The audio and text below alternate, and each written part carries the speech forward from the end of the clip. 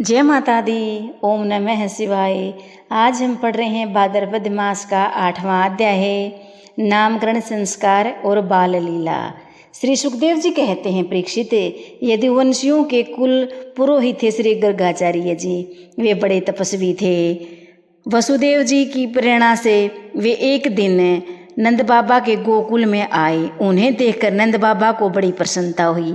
वे हाथ जोड़कर उठ खड़े हुए, उनके चरणों में प्रणाम किया। इनके बाद वे स्वयं भगवान ही हैं, इस भाव से उनकी पूजा की। जब गर्गाचार्य ने आराम से बैठ गए और विधि पूर्वक उनका अतिथि सत्कार हो गया, तब नंद बाबा ने बड़ी ही मधुर वाणी से उनका अभिनंदन किया और कहा, भगवान आप तो स्वयं पूर्ण काम हैं, फिर मैं आपकी क्या सेवा करूं? आप जैसे महात्माओं का हमारे गृहस्थों के घर आ जाना ही हमारे लिए परम सौभाग्य का कारण है।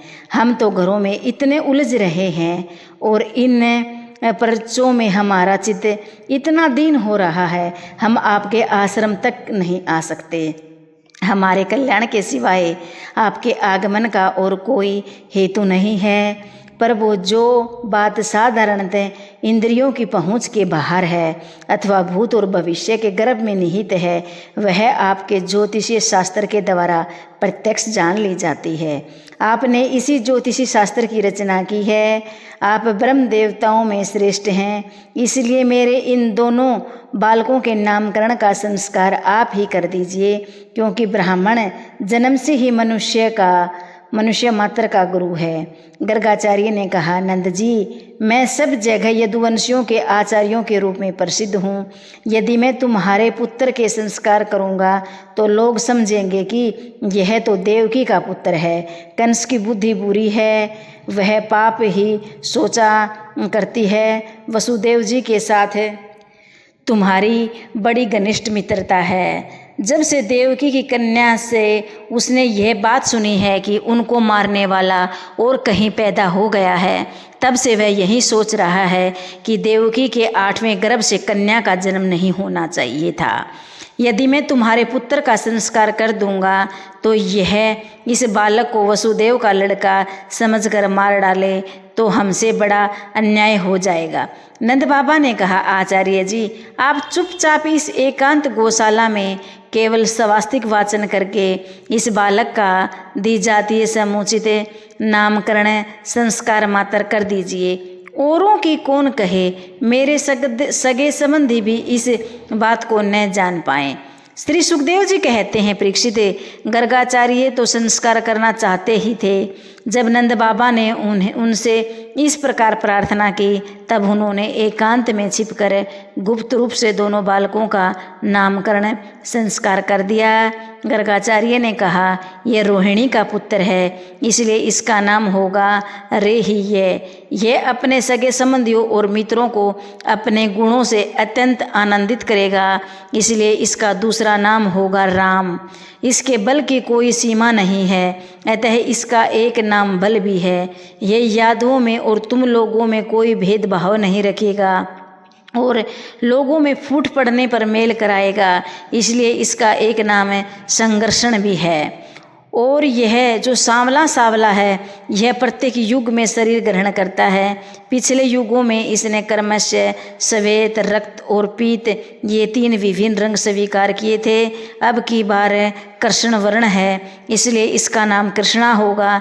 नंद जी, यह तुम्हारा पुत्र पहले कभी वसुदेव के घर भी पैदा हुआ था, इसलिए इस रहस्य को जानने वाले लोग इसे श्रीमान वासुदेव भी कहते हैं।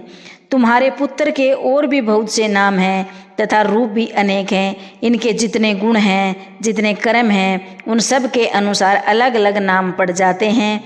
मैं तो इन बालकों को जानता हूँ, परंतु संसार के साधारण लोग नहीं जानती है, इसलिए तुम लोगों का परम कल्याण करेगा। समस्त गोप और गौओं को यह बहुत ही आनंदित करेगा। सबकी सहायता से तुम लोग बड़ी बड़ी विपत्तियों को बड़ी सुगमता से पार कर लोगे। व्रज राज पहले युग की बात है। एक बार पृथ्वी में कोई राजा नहीं रह गया था। डाकुओं ने चारों ओर लूट खचोट मचा रखी थी। तब तुम्हारे इसी पुत्र ने सज्जन पुरुष की रक्षा की और उससे बल पाकर उन्हें लोगों से लूटने पर विजय प्राप्त की। जो मनुष्य तुम्हारे इस सांवले सलोने शिशु से प्रेम करते हैं वे बड़े भाग्यवान हैं। जैसे विष्णु भगवान के कर कमलों की छत्र छाया में रहने वाले देवताओं को असुर नहीं जीत सकते, वैसे ही इससे प्रेम करने वालों को भीतर या बाहर किसी भी प्रकार के शत्रु नहीं जीत सकते। नंद जी चाहे जिस दृष्टि से देखें, गुण में, संपत्ति में, सौंदर्य में, कृति में और प्रभाव में तुम्हारा ये बालक साक्षात भगवान नारायण के समान है। तुम बड़ी सावधानी और तत्पर से इसकी रक्षा करो। इस प्रकार नंद बाबा को भली भांति समझाकर आदेश देकर गर्गाचार्य अपने आश्रम को लौट गए। उनकी बातें सुनकर नंद बाबा को बड़ा ही आनंद हुआ। उन्होंने ऐसा समझा कि मेरी सब आशा लालसाएं पूरी हो गई हैं, मैं अब कृतज्ञ हो गया हूँ। परीक्षित कुछ ही दिनों में राम और श्याम दोनों घुटनों और हाथों के बल बैया चल चल कर गोकुल में खेलने लगे। दोनों भाई अपने नन्हे नन्हे पाँवों को गोकुल की कीचड़ में घसीटते हुए चलते। उस समय उनके पाँव और कमर के घुंघरू रुनझुन बजने लगते। यह शब्द बड़ा भला मालूम पड़ता। वे दोनों समय यह ध्वनि सुनकर खिल उठते। कभी कभी वे रास्ते चलते, कभी अज्ञात व्यक्ति के पीछे हो जाते। फिर वह जब खेलते कि जब कोई और दूसरा है तब झक से रह जाते और डरकर अपनी माताओं रोहिणी और यशोदा जी के पास लौट आते। माताएं यह सब देख देख कर स्नेह से भर जाती। उनके स्तनों से दूध की धारा बहने लगती। जब उनके दोनों नन्हे नन्हे शिशु अपने शरीर से कीचड़ का अंगराग लगाकर लौटते तब उनकी सुंदरता और भी बढ़ जाती। माताएं उन्हें आते ही दोनों हाथों से गोद में लेकर हृदय से लगा लेती और स्तनपान कराने लगती। जब वे दूध पीने लगते और बीच बीच में मुस्कुरा कर अपने माताओं की ओर देखने लगते तब वे अपने मंद मंद मुस्कान, छोटी छोटी दतुलियाँ और भोला बाला मुँह देखकर आनंद के समुद्र में डूबने उतरने लगती। जब राम और श्याम दोनों कुछ और बड़े हुए तब व्रज में घर के बाहर ऐसी ऐसी लीलाएं करने लगे जिन्हें गोपियां देखती ही रह जाती। जब वे किसी बैठे हुए बछड़े की पूंछ पकड़ लेते और बछड़े डर कर इधर उधर भागने लगते, दोनों और भी जोर से पूंछ पकड़ लेते और बछड़े उन्हें घसीटते हुए दौड़ने लगते।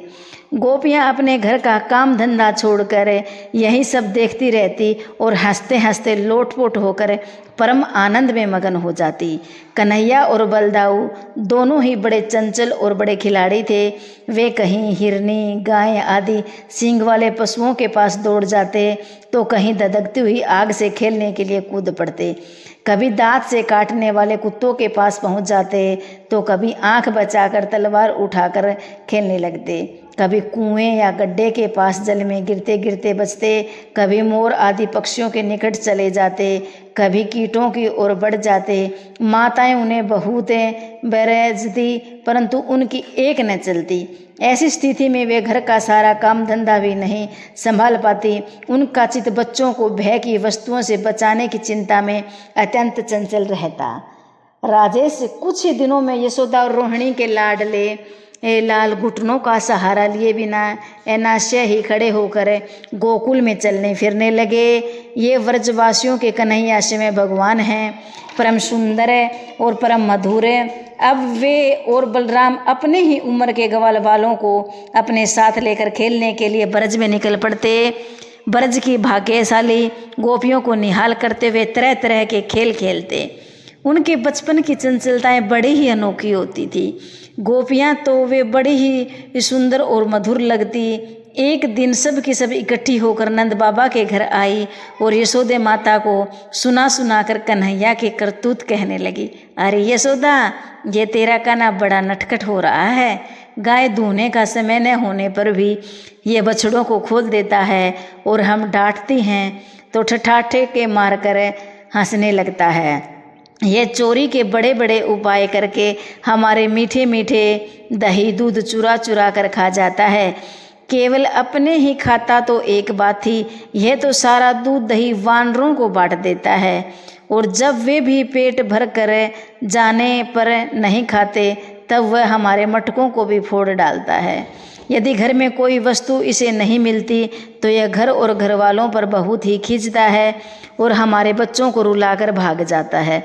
जब हम दूध दही को छीकों पर रख देती हैं और उसके छोटे छोटे हाथ वहाँ तक नहीं पहुँच पाते तब वह बड़े बड़े उपाय रचता है। कहीं 2-4 पीढ़ियों को एक के एक ऊपर रख देता है, कहीं उखल पर चढ़ जाता है तो कहीं उखल पर पीढ़ा रख देता है, कभी कभी तो अपने किसी साथी के कंधे पर भी चढ़ जाता है। जब इतने पर भी काम नहीं चलता तो वह नीचे से ही उस बर्तन में छेद कर देता है। इसे इस बात की पक्की पहचान होती है कि किस छीके में किस बर्तन में क्या रखा है और ऐसे ढंग से छेद करना जानता है कि किसी को पता न चले। जब हम अपनी वस्तुओं को बहुत अंधेरे में छिपा देती हैं तब नंदरानी तुमने इसे बहुत से मणि में आभूषण पहना रखे हैं, इनके प्रकाश से अपने आप ही सब कुछ देख लेता है। इनके शरीर में भी ऐसी ज्योति है कि जिससे इसे सब कुछ दिख जाता है। ये इतना चालाक है कि कब कौन कहाँ रहता है इसका पता रहता है और जब हम सब घर के काम धंधों में उलझती रहती हैं तब यह अपना काम बना लेता है। ऐसा करके भी ढिठाई की बातें करता है, उल्टे हमें ही चोर बताता है और अपने घर का मालिक बन जाता है। इतना ही नहीं, ये हमारे लिए लीपे पुते समस्त घरों में मूत्र आदि भी कर देता है। तनिक देखो तो इनकी ओर है, वहाँ तो चोरी के अनेकों उपाय करके काम बनाता है और यहाँ मालूम हो रहा है मानो पत्थर की मूर्ति खड़ी हो। वारे भोले भोले साधु, इस प्रकार गोपियाँ कहती जाती और श्री कृष्ण के भीत चित नेत्रों से युक्त मुखमंडल को देखती जाती। उनकी यह दशा देखकर नंदरानी यशोदा उनके मन का भाव ताड़ लेती और उनके हृदय में प्रेम और आनंद की बाढ़ आ जाती। वे इस प्रकार हंसने लगती कि अपने लाडले कन्हैया को इस बात का उल्हाना भी न दे पाती, डांटने की बात तक नहीं सोच पाती। एक दिन बलराम आदि ग्वाल बाल श्री कृष्ण के साथ खेल रहे थे। उन लोगों ने माँ यशोदा के पास आकर कहा, माँ कन्हैया ने मीठी खाई है। हितैषी यशोदा ने श्री कृष्ण का हाथ पकड़ लिया। उस समय श्री कृष्ण की आंखें डर के मारे नाच रही थी। यशोदा मैया ने डांट कर कहा, क्यों रे नटखट, तू बहुत ढीला हो गया है, तूने अकेले में छिपकर मिट्टी क्यों खाई? देख तो तेरे दल के तेरे सखा क्या कह रहे हैं। तेरे बड़े भैया बलदाऊ भी तो इन्हीं की ओर से गवाही दे रहे हैं। श्री कृष्ण कहते हैं, माँ मैंने मिट्टी नहीं खाई, ये सब झूठ बक रहे हैं। यदि तुम इन्हीं की बात सच मानोगी तो मेरा मुंह तुम्हारे सामने ही है, तुम अपनी आँखों से देख लो। यशोदा जी ने कहा, अच्छी बात, यदि ऐसा है तो मुंह खोलो। माता के ऐसा कहने पर श्री कृष्ण ने अपना मुंह खोल दिया। परीक्षित भगवान श्री कृष्ण का ऐश्वर्य अनंत है। वे केवल लीलाओं के ही नहीं मनुष्य के बालक बने हुए हैं। यशोदा जी ने देखा कि उनके मुख में चर अचर जगत संपूर्ण जगत विद्यमान है। आकाश, दिशाएं, पहाड़, द्वीप और समुद्र के सहित सारी पृथ्वी, बहने वाली नदियाँ, वायु, विद्युत, अग्नि, चंद्रमा और तारों के साथ संपूर्ण ज्योतिष मंडल, जल, तेज, पवन, विनियत प्राणियों के चलने फिरने का आकाश, वैकारिक अहंकार के कार्य, देवता, मन, इंद्रियां, पंच मात्राएं और तीनों गुण श्री कृष्ण के मुख में दिख पड़े। परीक्षित, जीव, काल, स्वभाव, कर्म और उसकी उपासना और शरीर आदि के द्वारा विभिन्न रूपों में दिखने वाला यह सारा विचित्र संसार, संपूर्ण व्रज और अपने अपनों को भी यशोदा ने श्री कृष्ण के नन्हे से खुले हुए मुख में देखा। वे बड़ी शून्य में पड़ गई, शंका में पड़ गई। वे सोचने लगी, यह कोई संपन्न है या भगवान की माया? कहीं मेरी बुद्धि ही तो कोई भ्रम नहीं हो गया है? संभव है मेरे इस बालक में ही कोई जन्मजात योग सिद्धि है जो चित्त, मन, कर्म और वाणी के द्वारा ठीक ठाक तथा सुगमता से अनुमान के विषय नहीं होते। यह सारा विषय इसके आश्रित है जो इसके प्रेरक हैं और इसकी सत्ता से ही इसकी प्रतीति होती है। उनका स्वरूप सर्वथा अचिंतन्य है। उन प्रभु को मैं प्रणाम करती हूँ। यह मैं हूँ और यह मेरे पति, यह मेरा लड़का, साथ ही मैं व्रजराज की समस्त संपत्ति की स्वामिनी धर्मपत्नी हूँ। ये गोपियाँ, गोप और गोवर्धन मेरे अधीन हैं, जिनकी माया मुझे इस प्रकार की कुमति घेरे हुए है। वे भगवान ही मेरे एकमात्र आश्रय हैं, मैं इन्हीं की शरण में हूँ। जब इस प्रकार यशोदा माता श्री कृष्ण का तत्व समझ गई, तब सर्वशक्तिमान सर्वव्यापक प्रभु ने अपने पुत्र स्नेहमयी वैष्णव योग माया का उसके हृदय में संचार किया। यशोदा जी को तुरंत यह घटना भूल गई। उन्होंने अपने दुलारे लाडले को गोद में उठा लिया। जैसे पहले उनके हृदय में प्रेम का समुद्र उमड़ रहा था, वैसे ही फिर उमड़ा। सारे वेद, उपनिषद, सांख्य, योग और भगत जन जिनके महात्म का गीत गाते नहीं, उन्हें भगवान को यशोदा जी अपना पुत्र मानती है। श्री सुखदेव जी कहते हैं, राजा परीक्षित ने पूछा, भगवान नंद बाबा ने ऐसा कौन सा बड़ा मंगलमय साधन किया था और परम सौभाग्यवती यशोदा जी ने ऐसी कौन सी तपस्या की थी जिसके कारण स्वयं भगवान ने अपने श्री मुख से उनका स्तनपान किया। भगवान श्री कृष्ण के वे बाल लीलाएं जो वे अपने ऐश्वर्य और महत्ता आदि को छिपा कर ग्वाल वालों में रहते, इतनी पवित्र है कि उनका श्रवण कीर्तन करने वाले लोगों के भी सारे पाप ताप शांत हो जाते हैं। त्रिकालदर्शी ज्ञानी पुरुष आज भी उनका गान करते रहते हैं। वे ही लीलाएं अनेक जन्म जात माता यशोदा, पिता जन्मदाता माता पिता देवकी वसुदेव जी को देखने तक को नहीं मिली, और नंद यशोदा उनका अपार सुख लूट रहे हैं। इसका क्या कारण है? श्री सुखदेव जी कहते हैं, परीक्षित नंद बाबा पूर्व जन्म में श्रेष्ठ वसु थे। उनका नाम था द्रोण और उनकी पत्नी का नाम था धरा। उन्होंने ब्रह्मा जी के आदेश का पालन करने की इच्छा से उसने कहा, भगवान जब हम पृथ्वी पर जन्म लें तब जगदीश्वर भगवान श्री कृष्ण में हमारी अनंत प्रेमयी भक्ति हो, जिस भक्ति के द्वारा संसार में लोग अनायास ही दुर्गतियों को पार कर जाते हैं। ब्रह्मा जी ने कहा, ऐसा ही होगा। वे ही परम यशस्वी भगवान ये द्रोण ब्रज में पैदा हुए और उनका नाम हुआ नंद, और वे ही धरा इस जन्म में यशोदा नाम से उनकी पत्नी हुई।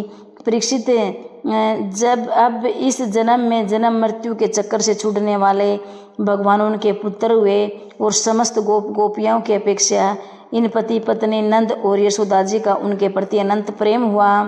ब्रह्मा जी की बात सत्य करने के लिए भगवान श्री कृष्ण बलराम जी के साथ व्रज में रहकर समस्त व्रजवासियों को अपनी बाल लीलाओं से आनंद करने लगे। धन्यवाद। वीडियो अच्छी लगी हो तो चैनल को लाइक और सब्सक्राइब करें।